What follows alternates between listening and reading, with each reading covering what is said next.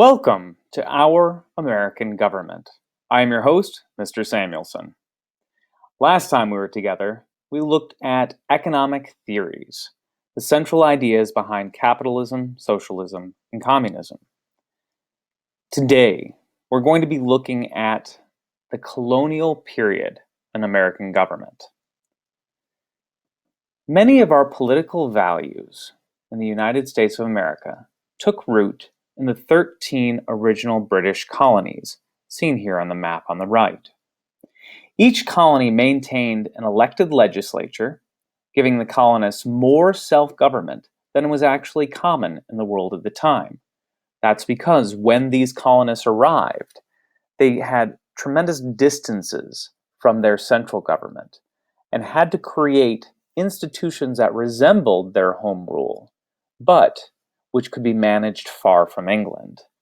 These legislatures, which were elected from amongst those colonists, had tremendous sway over early colonial law. Now, colonists could establish and did establish those governments, but importantly, they were still subject to the British, and their decisions could be overturned by royal authority. Additionally, the monarch could appoint and did appoint in many cases a royal governor to lead, that is, a representative of the king who would live in the colonies with the colonists and could have direct influence over the laws created by colonial legislatures. Now, for most of the 1600s and the early 1700s, this royal authority was very weak, and most colonies were able to govern themselves through these legislatures. Now, Britain was ignoring their colonies largely because they were engaged in a series of wars in Europe. The 1600s and early 1700s were a very volatile time in Europe, as the major European powers, most notably France, Britain, and Spain, fought a series of wars against each other to determine which European nation would be supreme, which would be the most powerful. But by the early 1700s, and certainly by the mid-1700s, England had arisen as the most powerful nation in Europe. And no longer consumed by this European struggle for power, they could now turn their attention more fully to the colonies. And royal governors started to arrive and take a very firm hand in the ruling of those colonies. Now, the colonists, who had ruled themselves largely for the last 100 years, resented this English interference. Within the colonies, colonial citizenship was British citizenship, but let's not think of this the same way that we would today. Today, if you were born in the United States of America, you are automatically a citizen. But this was not the case in the colonies. To participate in government, you had to be a white, male property owner. Different colonies had a different standard for who was a property owner, but generally we're speaking of at least a mid-sized farm. But if you are a white, male property owner, you were allowed to vote, and you could hold political office, which actually offered you greater freedom and greater political power than virtually anywhere else in the world at the time. It's important to note that African slaves in the Americas at this time were considered property on a legal standpoint and did not have the rights of people, even if, as was sometimes the case, they were free individuals who owned substantial farms.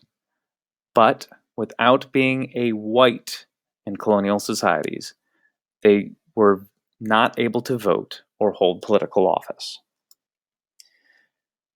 Colonial life.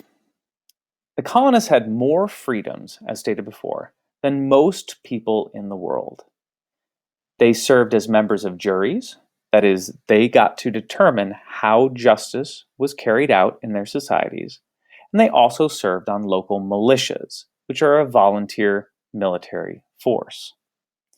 In addition to this, if you happen to be in New England, especially the colony of Massachusetts, there was a good chance that you were able to attend a public school, which was something that was new to the world at the time. The idea that all children had a right to an education. One of the big draws to the American colonies was the idea of religious freedom. Religion and government were very closely tied in these American colonies because of this idea of religious freedom, which was a big draw to bringing colonists to the colonies. Puritans were a great example of this. They fled England because of religious persecution. The Puritans did not have a comfortable life within England. They were persecuted by the Anglican Church, the Church of England. So Puritans left in large numbers in a great migration and settled in Massachusetts, where they created a government which not only protected their Puritan faith, but also enforced their Puritan faith. This created a very interesting situation where we speak of Puritans leaving for religious freedom, but giving religious freedom only to themselves. Massachusetts was quite famous for this. Now, in most colonies, religious freedom was greater than that in Massachusetts, but still was granted only to Christians, and in many cases, only to Protestant Christians, and not to Catholics, or at least Catholics were discriminated against. The only exceptions to that among the 13 original colonies were Rhode Island and Pennsylvania, which granted religious freedom to all. Another freedom which arose in the American colonies was the freedom of the press. In the early 1700s, newspapers were the most popular source of information. They would remain so until the advent of the internet.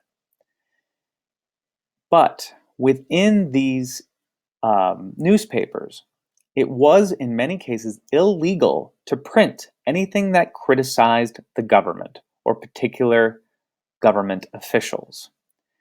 This was challenged, however, in 1735 by a man by the name of Peter Zenger, who was jailed for accusing the New York governor of taking bribes and affecting policy based upon who was paying him those bribes.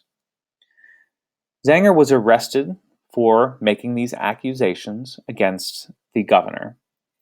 And at his trial, Zenger's lawyer argued that a society with freedom of press is a society that can function more effectively. Zenger was found innocent of this, not because he hadn't said these things about the governor, but because the governor had actually done it. The governor was guilty of taking bribes. And so the law that would protect the governor from being exposed was counter to the interests not only of New York, but of the King of England, who was the overall authority in the colonies. Zenger and his lawyer had proved that the freedom of press was beneficial to their society. And once they had done so, other colonists were inspired to challenge the government for ever greater freedoms.